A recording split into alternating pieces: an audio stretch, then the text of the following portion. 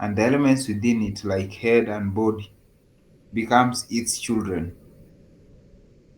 Elements within those return to become their children, and so on. 3. Manipulation by JavaScript. The DOM provides an API, application programming interface, that allows scripting languages like JavaScript to interface with and modify the structure, content, and style of the HTML document. Yeah, Mm, it's a good description. Nikumbuka the real documentary niliona jana mm, about how React came to be, how mm, React came to life. Actually, mm, the DOM part it's really important to understand before maybe diving into React, as you're diving into React. mm, Kwa sababu this, React did not exist, and at that particular time, there was not mm. something as good as React. Oh. So like kulikuwa na hiyo like need, kulikuwa na hiyo people want something good. The good part is they want Mm, something better than this dome, like hii dome hapa. mm, These domes you nimesoma amesema when a browser loads, mm, the HTML is parsed, if I got you correct, is parsed mm, and kinda converted into a tree-like structure. Hebu mm. rudia hiyo statement. When a web browser loads an HTML document, it parses the HTML code and constructs the DOM. Yeah. Now So alafu Pascal anasema, so this DOM is an in-memory object-oriented representation of the HTML document. yeah. So like chenye wanasema hapo is like when the browser loads, for example, when your website is built Mm, on plain JavaScript, when the browser loads, your whole HTML has to be parsed so that be constructed in a tree-like structure. mm, That tree-like structure is what we are talking about. Like HTML, and then has two children. mm, Let's say head and body. Body has two children. mm, Main and maybe Header has two children. Ama main has two children. Ikiendaenda hivyo hadi chini. mm, So nimesema hii tree-like structure kinda like take this tree upside down. Like tree si root iko chini, mm. but hii root iko juu. Unapata? Mm. Let me draw it here so that you can get it well. Share. Yeah, Share screen. I'm sharing a bit. Your tree-like structure. Mm. Yeah, trees is also trees is a data structure like arrays. Yeah, ni kama Naingia meeting tena. Unajua sasa inaanzanga kusumbua. eh? Naingia tena meeting. Oh, Juu sitaona. oh, sawa sawa. Okay. Unaona mtu akicreate, sijui kwa nini WhatsApp yangu iko hivyo. Okay. Naona Miriam amesema anajoin. Hajajoin Michael. Pata request yeyote bado.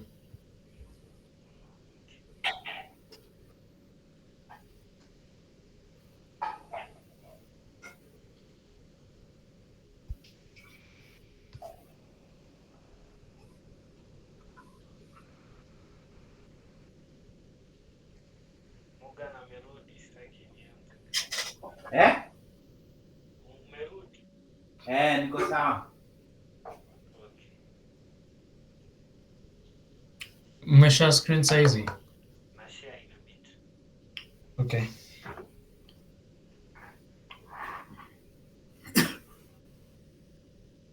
In a minute. Nilikuwa na record tu kwa na record.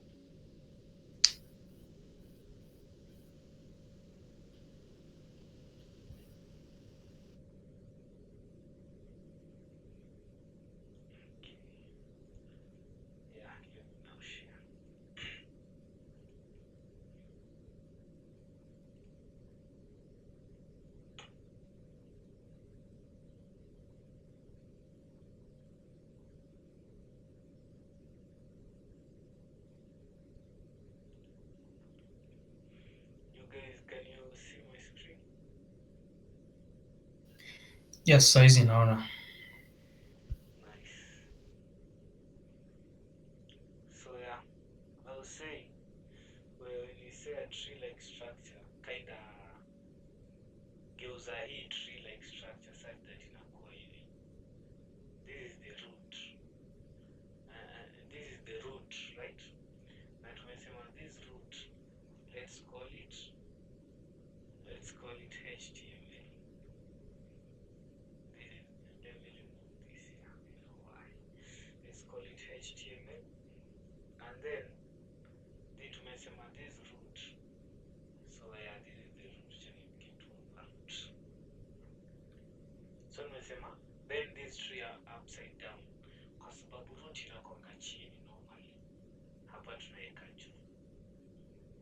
So yeah, and then this tree has tumesema like two children. Maybe the one child here is head and the other here is body. So you can say head and you can say yeah, you can say body. And then inside body you can also have some children. For example, you can have header, main, and you can have foot. Yeah, you can have the way you've constructed yours, not necessarily this. This is mine. Header. You can have here main, and you can have here footer. You see? And inside head, you can have maybe 7, maybe title. Title has some links maybe. I'll leave it at it this way. I just want you to see how when they say this is a tree-like structure, this is something, this is kind of what they're meaning. They're saying that the DOM is organized in this manner. So that is why when any questions have Mm-mm. okay, that is why I'm saying tukienda any browser and you right click and you check inspect hapo kwa elements you see like iko organized in this way, right? Mm. HTML, head, body, that way. So anasema tu like the DOM is organized in a tree-like structure. So yeah. So wakisema manipulate the DOM is what these are what they want you to manipulate. So you are basically to your HTML elements. For example, kama title you can manipulate it. Kama header, some paragraph in the header, because ukiendelea hivi you can have, of course, lazima tukuwe na some paragraphs maybe hapa pia, maybe pia hapa. So yeah, so you can manipulate them using the DOM. And you know, I don't know how nilisahau Google this. How DOM does it. Like, you know how can you manipulate, this is what I was asking myself which you documented. Because how do you it hit me actually. How do you manipulate the DOM? How do we normally manipulate it? How the normal way how we do it, we say document, these are functions provided for us to manipulate the DOM. So normally tunasemanga function dot maybe, for example, I want to get maybe the paragraph, maybe say this is a paragraph number, maybe this is a paragraph like p tag. So I want to get this p tag. Maybe it's just one of it. So there's a same one document dot maybe get element by tag name, and then the same edges to B, because there's only one B, so there's no problem. So tag name, yeah, I think you can do this. So yeah, something like that. So I hope you get the idea that the way I can just get the element, for example, this beta, this is how I can get it. Like, for example, A, B. And then hapa, I can assign it to something like, now let paragraph. This is how we do it in JavaScript normally. So I can do it this way. This is the normal way of doing it in JavaScript. So if I want to manipulate this, I have to go and select it and change whatever is there this way. So this React nilikuwa naona, okay, before we continue, Miriam, hi.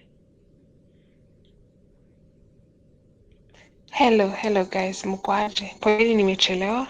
Um, but I'm here. Welcome. Would, thank you.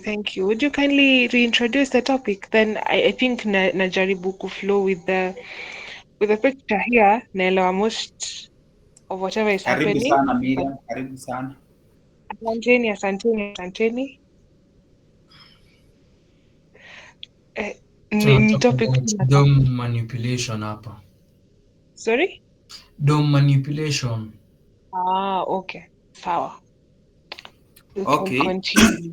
kitu Pascal anajaribu kueleza hapa, tulikuwa Mhm. tuna discuss, Mhm. tulianza na kusema DOM ni nini, Mhm. alafu saa hii tuna discuss, tunajiuliza what is the relationship between HTML and DOM. Ndio maana anaanza kueleza. So Mm. the relation between HTML and DOM ameanza kueleza nayo tree. Pascal, unaweza anza hapo tena, ndio Miriam asikie. Okay, so tulikuwa nasema, so Morgan Redforth akasema the browser ikiload when you visit a web page, when the browser loads the HTML, that is if that browser has been developed by JavaScript, plain JavaScript. So when the browser loads, the HTML is parsed and constructed into a tree-like structure, because the DOM is organized in a tree-like structure.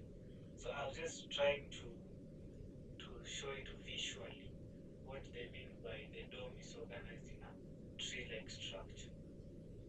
So tukasema, when I say a tree-like structure, I'm just meaning that, for example, a tree, but now the tree, but now it's upside down in this, in our application, how we use it here kwa DOM. So iko in upside down such that the root huko juu is the HTML tag. For example, ukiunda website, this is how you write it. Let me write here. Unaandikanga this way, HTML, and then yeah, in a closing tag, and then the HTML you can have head, and you can also have body, right? Yes, sijafunga head. Let me close the head. You can have head and you can have body. Let me also close the body first. And then let me close HTML.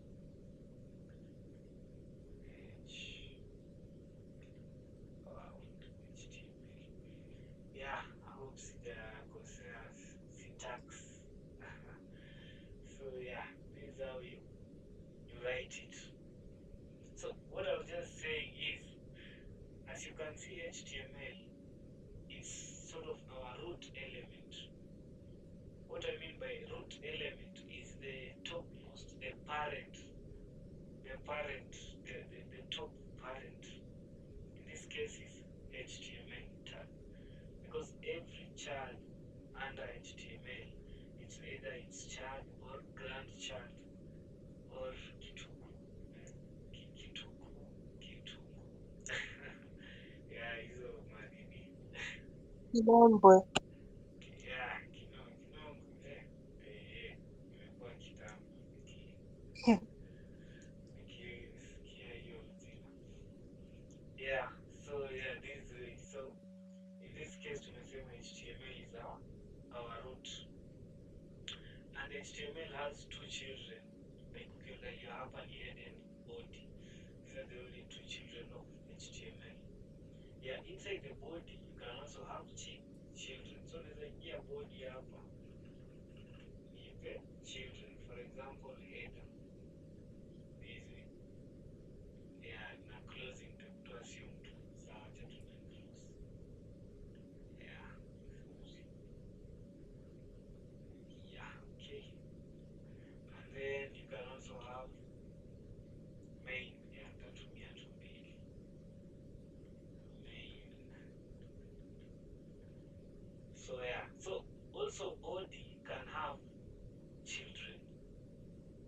You know, it can have header and main. So the idea of a tree-like structure comes in here whereby a tree tumesema tunaangalia ikiwa upside down iko na the main hiyo katikati, and then from it there are branches, and then these branches can also have other branches, you know, hivyo hivyo hizo branches zinaendelea. Hii branch inaweza kuwa na branch zingine, hiyo branch yenyewe inaweza branch tena hivyo hivyo, na kuna branch inaweza kosa pia a child. For example, title haina a child, so iko peke yake. So yeah, that was just the idea. Any questions? Miriam That Cookie? was a good explanation. Eh? Nimeelewa kabisa. Like nilikuwa naona kuna hiyo yote ni something to do with HTML, so nimepata ukileta the JavaScript part of it. But yeah, I have definitely understood. Ah, nice, nice. Yeah. We will continue. Thank you. Okay. So yeah, tulikuwa tunasema sasa, when they say DOM manipulation, they just want you, or they give you the power to manipulate these elements.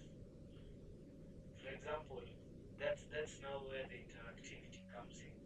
Ndo nilikuwa nasema tukisonga React, before you've not used the DOM in JavaScript, you've not manipulated the DOM in JavaScript, you won't really see the purpose of JavaScript ama the beauty of JavaScript hapa mapema. So DOM manipulation is kind of the main thing in JavaScript frontend, like the main thing, because it's the one that adds interactivity. You know, you manipulate the DOM, the side to side only, so we are on the same page, except we manipulate the DOM, we understand. We just manipulate the paragraph or the header, what is just in our HTML file. So we want to manipulate what is there. So that is where interactivity comes in. Mtu akiclick button, this happens. Mtu akifanya hivi, this happens. Oh, niaje Morgan, you've joined. I've joined. I was kidding. Simekuwa hapa. By then nimeingia na account mbili. Juu mvua inanyesha na laptop inakataa kuchukua earphone. Yeah, itakuwa ina reflect back echo.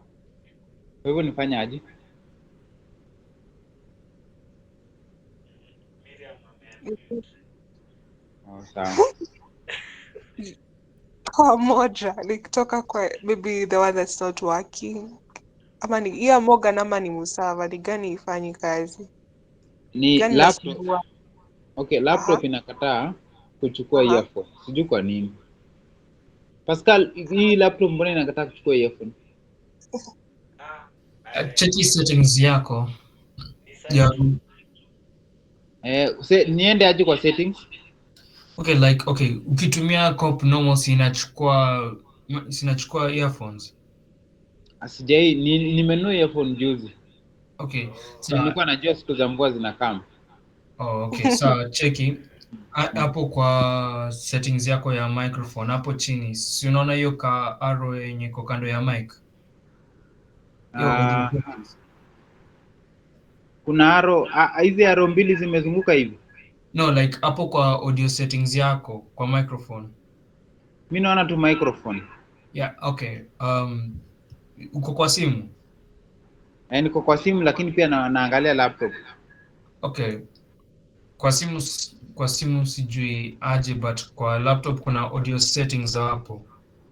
So utakuwa na two of them, itakuwa microphone na speakers. Utaenda kwa hapo speakers, then ama kwa both of them, then uselect hizo earphones umeconnect nayo. Nifungue hiyo setting. Yep. Naona privacy and security microphone. Privacy and security microphone. Imefunguka. No. Alafu nifanye aje? Like okay, then angalia hapo kwa the mic, enda hapo kwa audio settings, like hapo kwa itasemaje? Microphone access. Nasema microphone access. Yeah, microphone. Jaribu kuangalia hapo palitapata palitakupatia multiple choices ya microphone.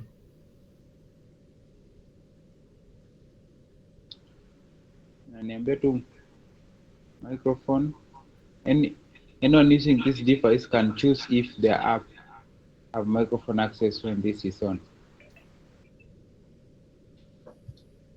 Hapo basi sijui palimeenda hapo kwa sababu najua ya computer.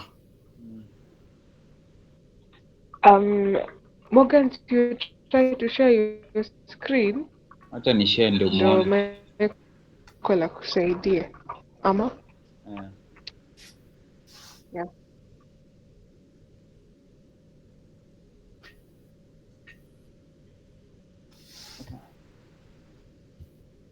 Unaona screen yangu? Yeah, naona. Sasa niende wapi? Angalia Okay. hapa. Si hapo kwa meeting yenyewe. Hapo kwa meeting. Hapa. Yeah, sasa songa kando. Hapa. Audio settings hapo. The settings. Sa kati ya hizo mbili, si unasema uko na issue ya kusikia Sijui kwa nini laptop haichukui hizi. speakers. Eh. Songa hapo kwa speakers. Hapa. Yep. Au nifinye. Yeah. So nifanya aje? That means high definition audio device. Okay, enda kwa hiyo gear icon tuone. Hii. Gear icon. Hii. Yeah.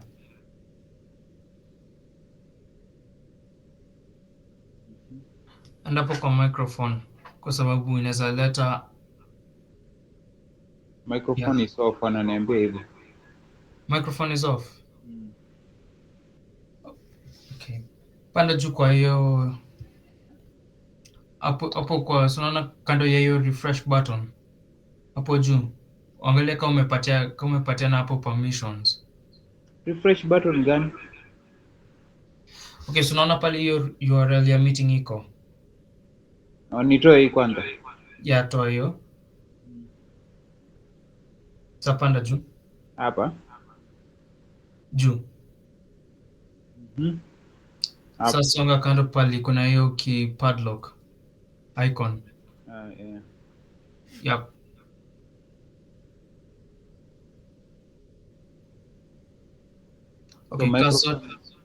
Okay, so zote ziko allowed. That means it's not an issue with your computer, it's an issue with your earphones kwa sababu usually inafaa ku display hapo you have two listening options and two speaking options. Yeah, so either it's the earphones ama ni you receive kwa laptop ndio inakataa. Tuendelee. Tumia tu simu basi. Yeah, Sawa. tumia hiyo simu tu. Sawa. Ama Morgan, unaweza endelea tu venye unafanya hivi. Unaona hivi venye unafanya. Si unasikia? Nasikia. Na si unaona? Eh. Haya, sasa si hiyo mambo si tumemaliza. Eh. Hiyo shughuli tutarekebisha baadaye. Sawa.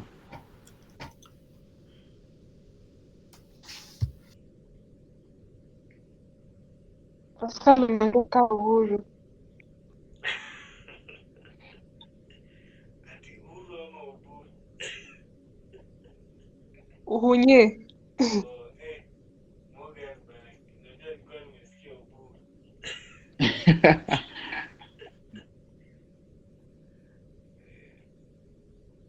Ah, haya. So yeah, haya kwenye hiyo ni footstep nzuri ya kufuata. So nitachukua hiyo. Haya, iko hapa kwa paragraph. Tukasema this is how we modify it normally. For example, let me go back to our application that we are building last time. But before we go there, any questions ama anything tunaweza pitia kitu ingine?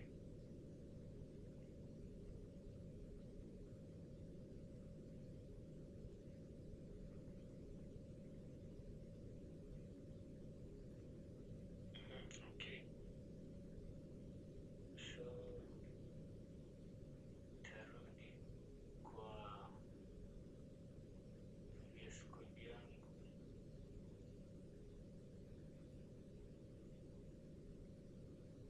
Pascal. Yeah.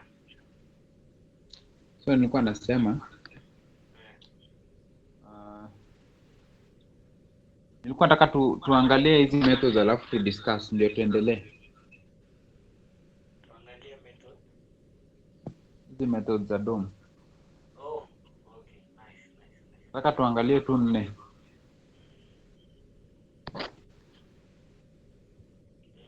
Ya kwanza.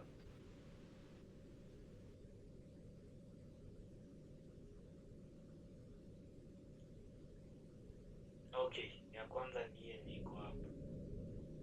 Na I get element by tag name. So hii ndio ya kwanza. Get element by tag name. I hope nimeipata correctly.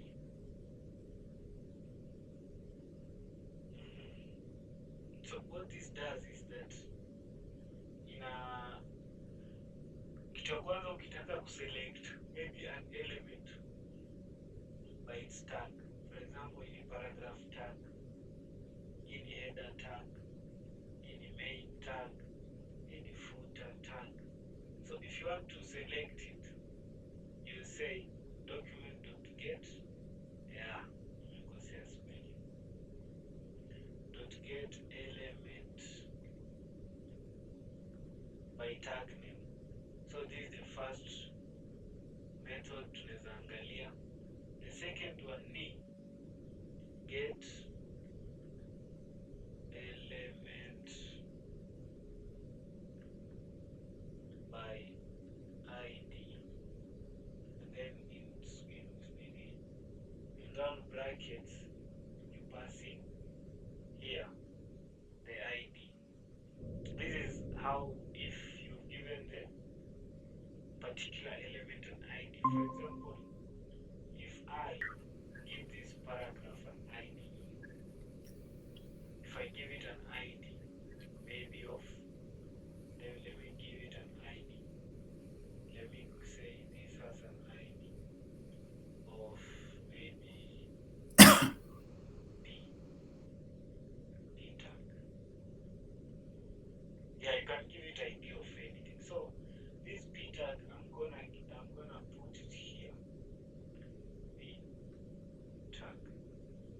So saa hii nitakuwa nimechukua hii paragraph as I assign, as I store kwa some variable, nasema let b is equals to beta. This name can be anything. Remember, variable names you can call them anything. So here we will be. So let b is equals to get element by id. Yeah, this one has to be document.get element by id. So you will be selecting this, and you can manipulate this now. This is how you. The first thing you have to do if you want to manipulate an element, you have to go and select it first. So this is how we select the element. You can select it this way by the tag name. You can select it by its id. You know, you can select it by its class name. So that is how you have to select it first. After selecting it, you can store it anywhere, for example, in a variable. And now you can manipulate it. For example, I can say there are different ways of manipulating an element. For example, there's also methods for that, the DOM rulings. So I can say, if I want to add some content inside my paragraph, I can say d dot text content is equals to, and say Miriam, and say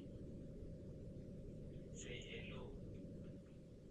Yeah, I can say that. So this one now, the one we manipulate this beta, and in my now hapa ndani itakuwa ina contain this particular content. Yeah, in your HTML file it is empty, but through JavaScript you've been able to manipulate it and give it something. That is manipulating the DOM. Yeah, you can also manipulate the DOM by, there is another one called the query selector. Query selector takes, you can give it a class or an ID. For example, nikisema query, yeah, remember hapa mbele lazima ianze na document. Usisahau lazima, because you're manipulating the DOM, these functions, they come when you they are under the document. So I'll say document dot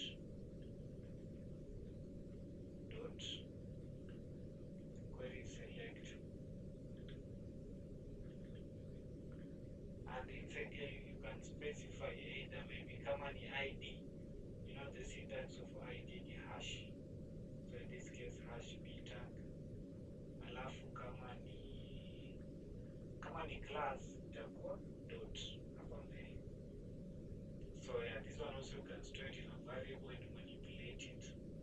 So yeah, those are zimejaa tatu. 1, 2, 3. Morgan.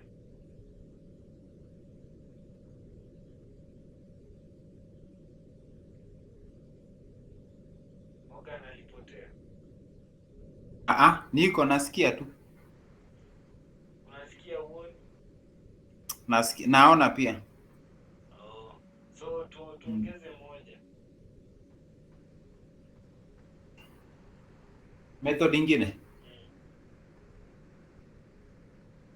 So umeongelea hiyo element by tag name. Umeongelea query. Umeongelea class. Bado. Get element by class name. Okay, let me write it. Document.get element by class name. Okay. So get. Sasa maliza alafu nikuulize kitu kingine Pascal. Hii element by class name inakwanga in plural ama in ones? Sasa unajua tu ni ile good practice yetu ya nini? Ile good practice yetu ya JavaScript. Ni sasa kama iko hivyo get element by any statement ukianza lazima uanze.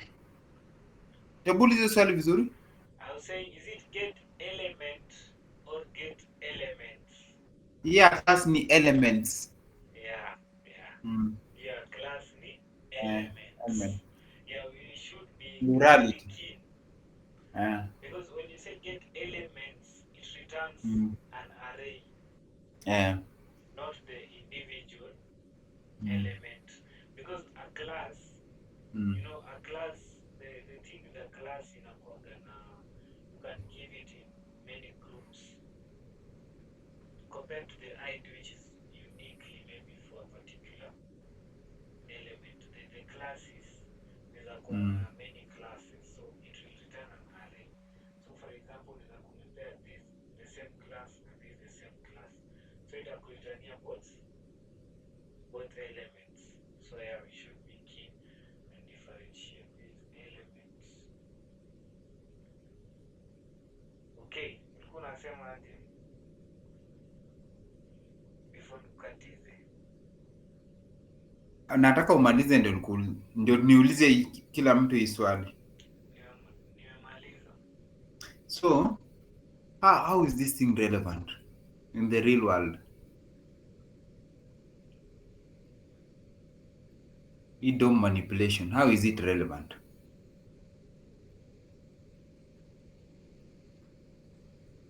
Okay. First of all, Maybe. Uh, DOM manipulation ndio JavaScript for the web. Without it, you don't have the web, as in the interactivity in the web. mm, Yeah, without it, you cannot click a button and naifanye kitu. mm, Without it, you cannot have maybe text moving in the browser. Without it, you cannot, yani, something that is dynamic in the browser. Unaona hii venye tunaongea, mm, this is dynamic. This is the, unaona, yeah, there's mm, a lot under the hood, but it is dynamic. There's some waves in a compass hapa mm, dynamically. So something is being rendered dynamically. The same as sasa ukiandika click share my screen, that is dynamic. As in vitu inafanyika mm, haikai venye iko constant, mm, vitu ina change. mm, So hiyo yote ni DOM manipulation, kwa sababu una manipulate nini? The page. For example, page ya Google vitabu, ukiclick tu sharing, hiyo umemanipulate the DOM, hiyo ni JavaScript. mm, Ukiclick start sharing hiyo na screen yako ionekane, hiyo ni JavaScript. Without JavaScript, you cannot have that. Because the idea is you're manipulating the DOM. Because everything here kwa hii Google Meet, hii nini, hizi makadi zetu hapa, majina zetu, this is JavaScript. mm, Hizi microphone hapa chini, no, this is HTML. This is HTML. Without JavaScript, they cannot function dynamically. Now, mm, for example, ukiclick sahi hapa niseme send reaction nicheke hivi, hiyo ni JavaScript. mm, Unaona, like without JavaScript you can't have that. Think of it as JavaScript introduces interactivity, the way you've read it earlier. That interactivity comes from manipulating the DOM. mm. Yeah. So yeah, that is what I can say. Anyone who wants to add something? Mm.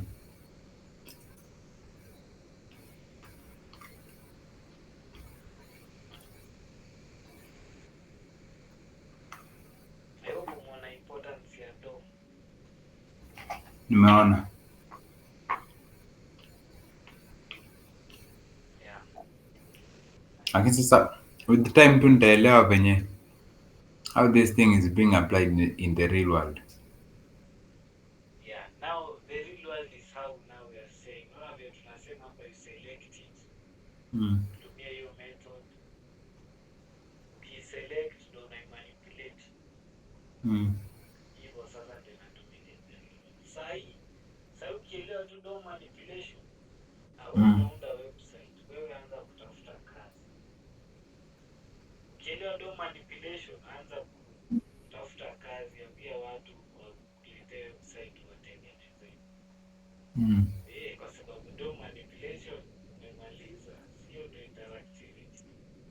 Mm. Ukijua ndo manipulation, ujue CSS na HTML yako hapo background, umaliza. Mm. Eh, so yeah, that's it. I can share a video of DOM manipulation.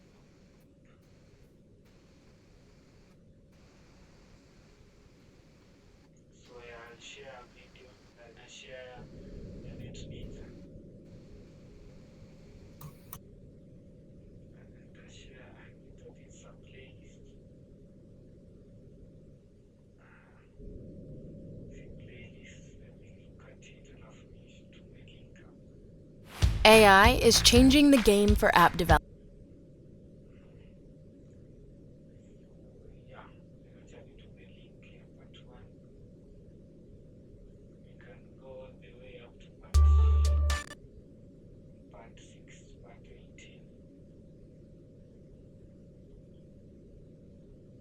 And nimetuma group your link, you can learn more about it. So anything guys, hii session ya Sunday na kuanga freestyle tulisema. So tupitie nini ingine. React to introduce Tuesday. Yeah, that is after. Walikuwa nimesema why this dog is really ilikuwa na hiyo discussion. Yeah, hii dog kwa nimesema jana ni watch documentary ya React. How React came to life. Like, everything. Nasema everything in this world was invented to solve a problem. Everything. Might exist for a reason. True. Yeah. So React ilikuwa ina solve problem ya JavaScript. Like at that particular time. Pascal, Miriam alikuwa anauliza kitu.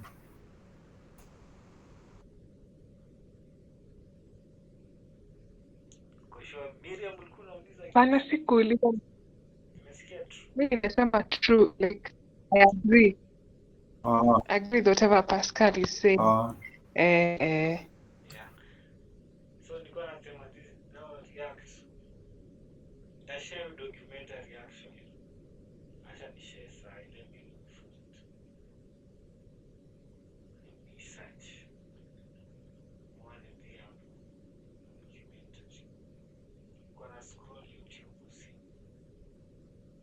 Nikaipata nika watch. It's a 1 hour and some 20 minutes. Yeah, actually it was, you can think that maybe it was embraced faster ati venye ilikuja tu watu wakaipenda, but no actually. And the thing is, yeah, it was from Facebook. Engineers from Facebook ndo wali come up. Actually idea comes inakujia na mtu mmoja, so I can say that this person from Facebook ali come up with this idea, akasema, you know how we handle the DOM in JavaScript now, tunasema like if I want to modify a particular paragraph, I have to go select that particular element and modify here. And then this was a problem because what if at the same time you want to modify maybe elements mingi, as in it was a bit harder kutumia hii syntax, like you are going to get that particular element, you select it and then you modify it the way we've done with the paragraph hapo. Tumesema let b is equals get element by id and then ukasema p.text content is equals to hello medium. Yeah, so yeah, in that sense hiyo paragraph when you view it in the browser itaonyesha hello medium. That is how we modified it. But sasa kuna hiyo in maybe large applications si haiko effective sana kufanya hivi each and every time tuna select ya mtu aliona like maybe watu wengine hawakuwa wanaona iko na issue but mtu aliona hii si poa sana akasema what if we can have something like react akaita react. But if you can have something rather than doing this at paragraph na tuna change that particular element, what if we reload the whole page?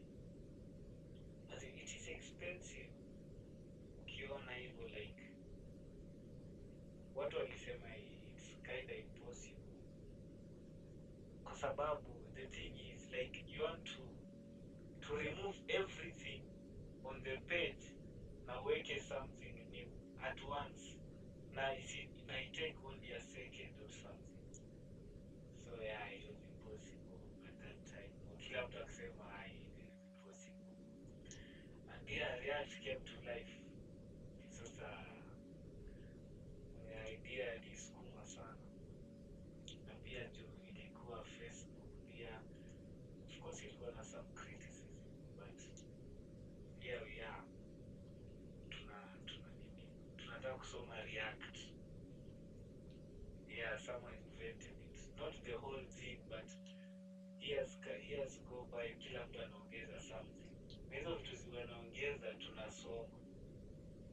So ukitaka pia watu wako mbele yetu wasome vitu tunaunda tuelewe JavaScript kwa sababu huyo mtu alielewa JavaScript akatafuta some problems JavaScript akapata akaandika React which solves this JavaScript problem. So ni poa kuelewa language venye iko vizuri, venye imeandikwa, venye ina work. So yeah, that is my end of story. That is no, yeah, hivyo tu. That is the end of my story. Story yangu imeishia hapo. Hiyo ni mwisho ya hadithi yangu. Okay, Thanks. yeah, nimetuma hiyo nini, hiyo documentary hapo. Kama unapenda kuwatch documentary unaweza watch hiyo. Ni poa. Ni poa. Yeah, nimeona. Thanks, Tawach. Yeah, so you can watch it now on how reactive both utakaye Node.js pia tuko na Node.js hii node tunatumia. Yeah, iko hiyo channel actually, iko tu hiyo channel. Scroll chini utaona Node.js, utaona ya kuna andika Python, utaona Python, iko na vitu poa hiyo channel.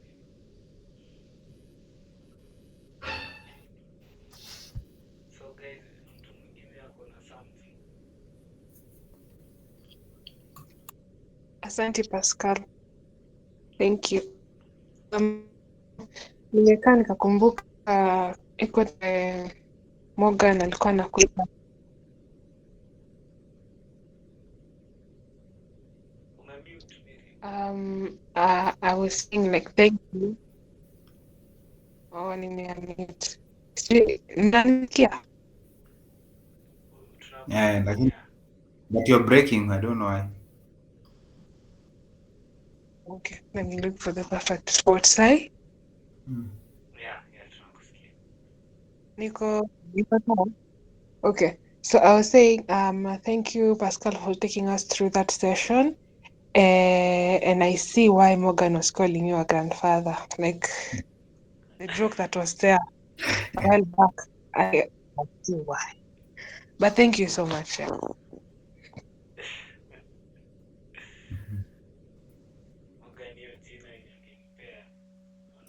most accurate son.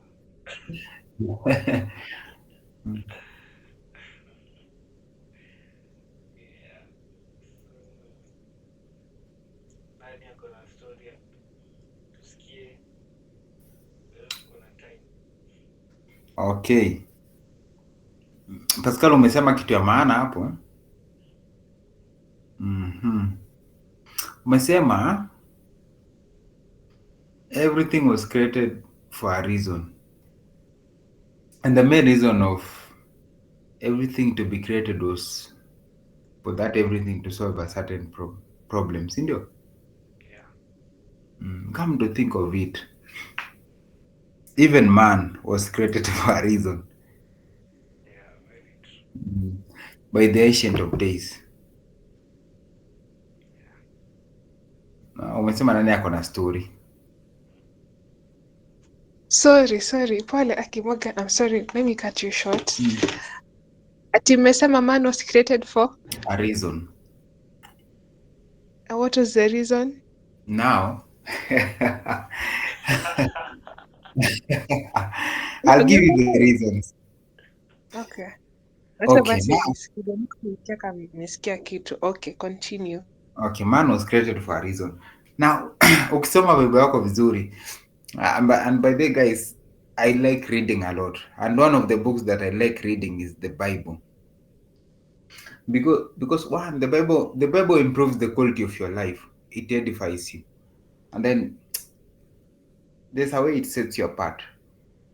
So one of the reason God created man was that he wanted man to take over because initially the earth was there and in operation with beings in it before man was created. Hmm? Are we in agreement? If you're in agreement, I continue. I'm You in see, agreement. before God said, "Let there be light," the earth was there before.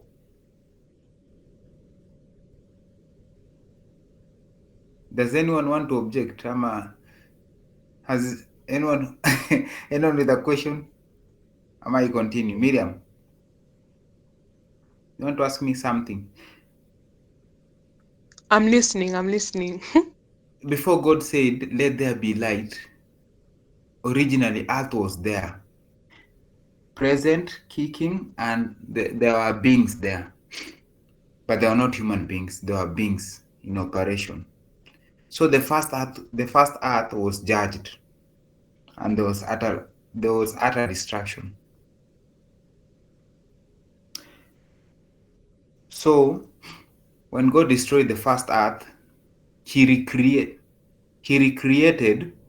the second earth and decided to put man on that second earth, on that second recreation earth. It is just the same earth, but it was judged. Morgan, It was judged. Miriam iko on call. Oh, Miriam, continue.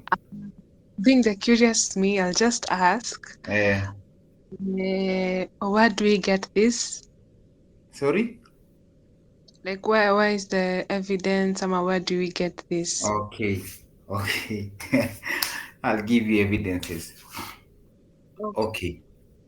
You see, ah, the Bible in Psalms 82:6 says, Psalms 82:5 to 6 says, "You know not, neither do you understand.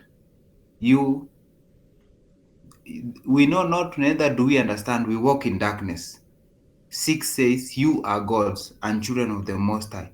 But like one of the princes, you will fall and die like men." One of the princes you will fall. The first prince of the earth was Lucifer. He was the one who was given the dominion over the earth, but pride was found in him and iniquity, so he fell, and there was utter destruction. Genesis first say, "In the beginning, God created the heavens and the earth," and then it stops from there. God created the heavens and the earth, and then he stops from there.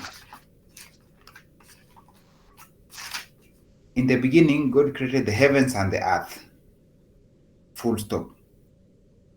The earth was without form and void, and darkness was on the face of the deep. Which means in the beginning, when he created the heavens and the earth, there were beings in operation in this earth. But iniquity was found in them because of the first prince who was Lucifer. Can I give more examples? Can I give one last example? Yeah, sure. Okay, one last example. This, uh, this I know it will blow your minds. One last example.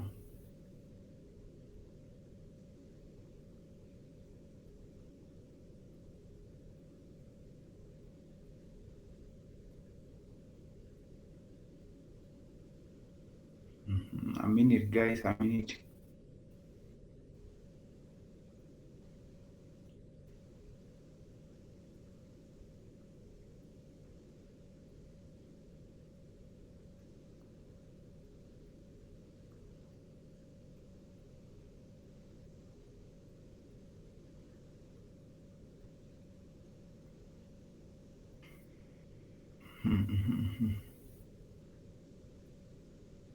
Okay, Isaiah 14:12, mwende msome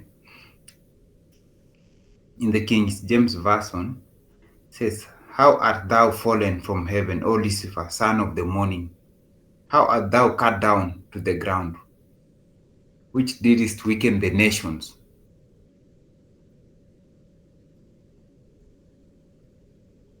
Which didst weaken the nations. You need to understand that the first earth, there was a first earth, and it was in operation with beings, but they were not human beings. You need to understand the fact that you are a human being, there are other beings. You are a human being, but there are other supernatural beings. Your essence is the is the essence of a human being. You are a triped creature, but there are other human beings which take the form of spirit form. Like God is a supernatural being. You as a human being, you are one person, one being. God is a supernatural being. He is one being, three persons.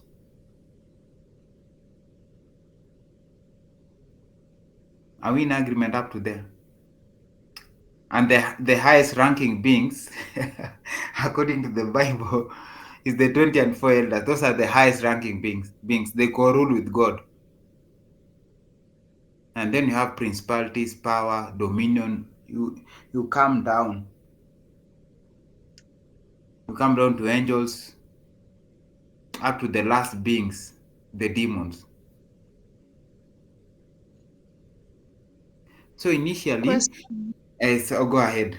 Go ahead. So you want to mean Mm, um Genesis chapter 1 mm. verse kulingana venye umesoma Genesis chapter 1, verse 1. chapter 1 verse 1 Mm, where the God created the heavens and the earth, and mm, verse 2 mm, the earth being formless and empty. mm. So you want to mean between verse 1 and verse 2 there's a whole other story that is would there's a whole other Bible between verse Okay. 1 There's a there's a whole other and there's a whole other there's a whole other time that we know not of. okay. There's a whole other okay, sawa. Miriam, I want to convince you. You're okay, it's not satisfied. I want to convince him, Pascal. Nataka nimconvince Pascal. Eh, Ndio nakwambia Pascal, Miriam na Eutychus, ndio nakwambia we are human beings but there are other supernatural beings, unaona, and one of the supernatural beings I really love and I treasure and I always long to work with is called wisdom. Angalia wisdom venye inatuexplainia. Wisdom is a being in itself. It's a being in itself. Angalia venye wisdom ina explain. Fungua Proverbs chapter 8 ina explain juu ya creation. Ndio Proverbs chapter 8 verse 22. The Lord possessed me at the beginning of his way. Yani, it means at the beginning of God's way, the Lord possessed that being. That being is talking. Ndio ujue it is that being talking. Msiseme ati oh, maybe the writer was using another context. It was not that being. Hiyo Proverbs chapter 8 verse 1 inaanza, does not wisdom cry out? Does not wisdom cry out? It's only a being that can cry out. And understanding lift up her voice. Those are twin spirits, wisdom and understanding. Tuache hapo. Proverbs chapter 8 verse 12. I, wisdom, dwell with prudence and find out knowledge and discretion. That's a being talking with a lot of authority. I, wisdom, dwell with prudence and find out knowledge and discretion. So tuachana hiyo, nilikuwa tu nataka kuonesha wisdom is a being. Wisdom is a being and it takes the form of a woman. Because the pronouns that are used to describe wisdom are the pronouns such as her, she.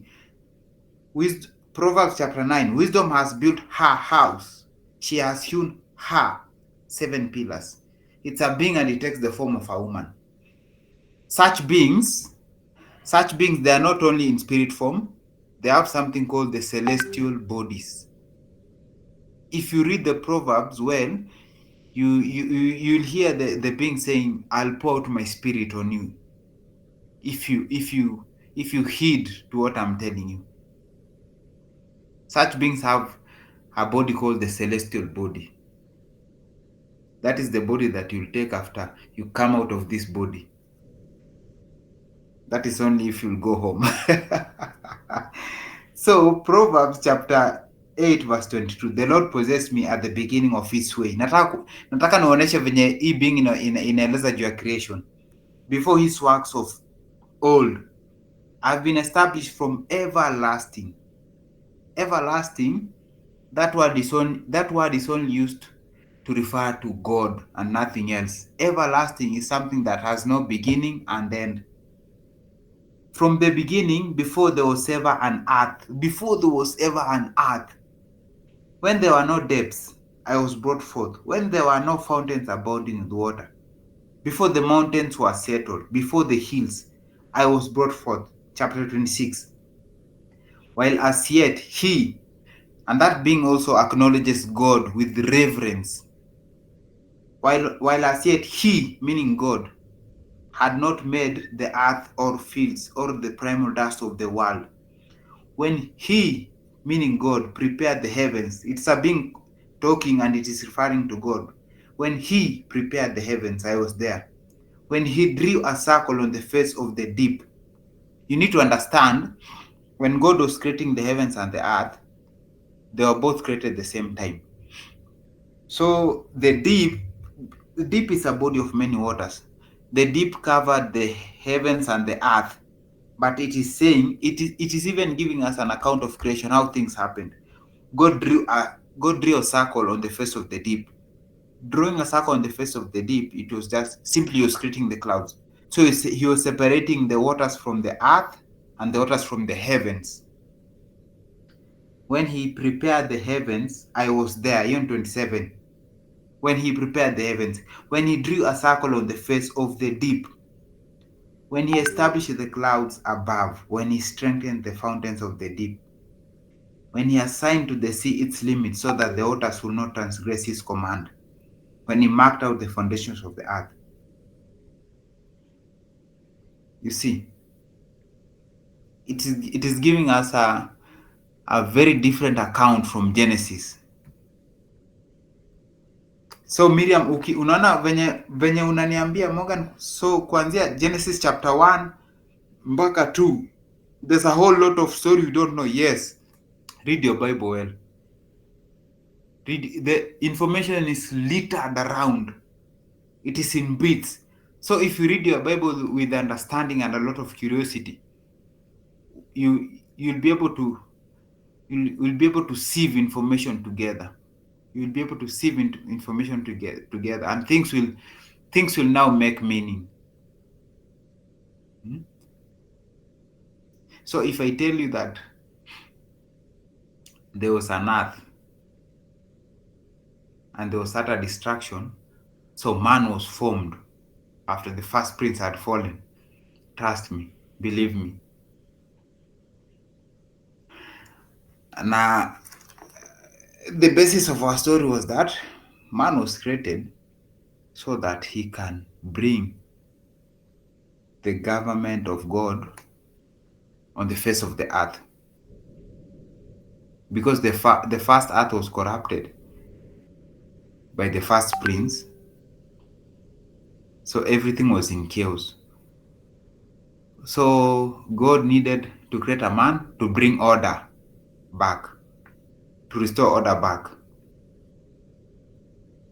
on earth. That's why I said, even man, when he was created, it was for a certain agenda, it was for a certain purpose.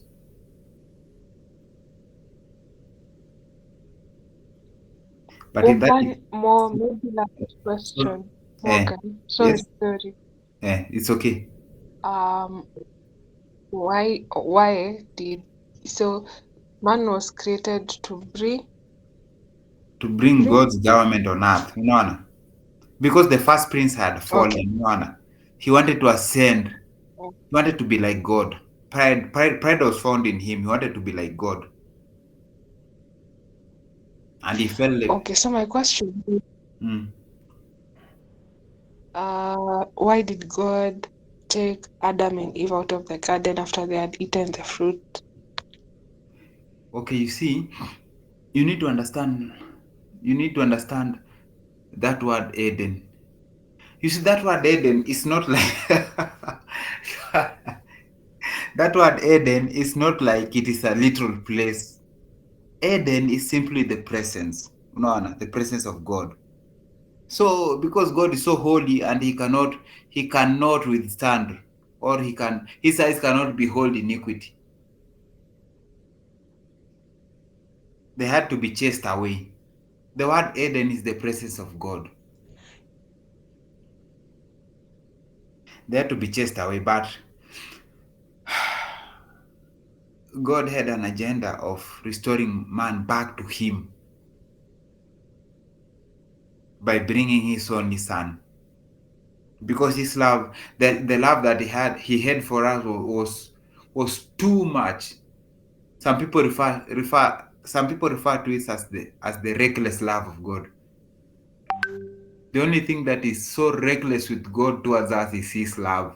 He's sovereign, he's strong, he's powerful, but towards us he's so reckless. His love towards us is a reckless love. Ushaona ile umependa mtu, unaambiwa huyu mtu ni mwizi, lakini unaambiwa ni sawa, wacha tu, hata kama ni mwizi wacha tu. Unaambiwa huyu mtu ana dozi na mademu wengi, lakini unawaambia tu ni sawa, hata kama ana dozi na mademu wengi, I'm okay with it. Hmm?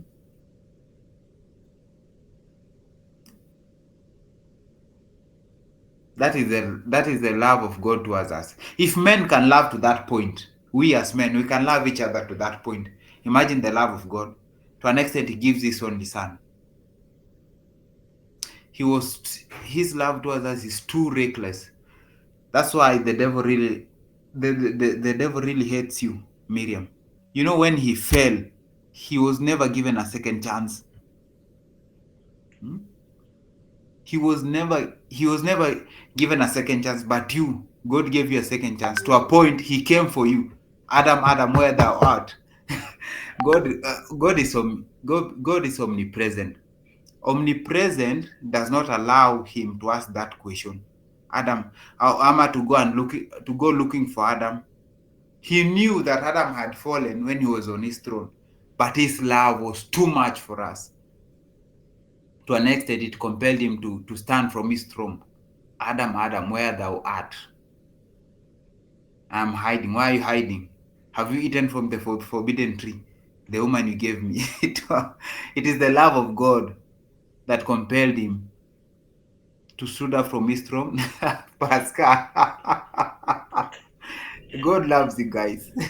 That's why the devil really hates you. He hates you because he was never given a second chance. And then he hates you because you are a prototype of God. Software engineers, mnajua you are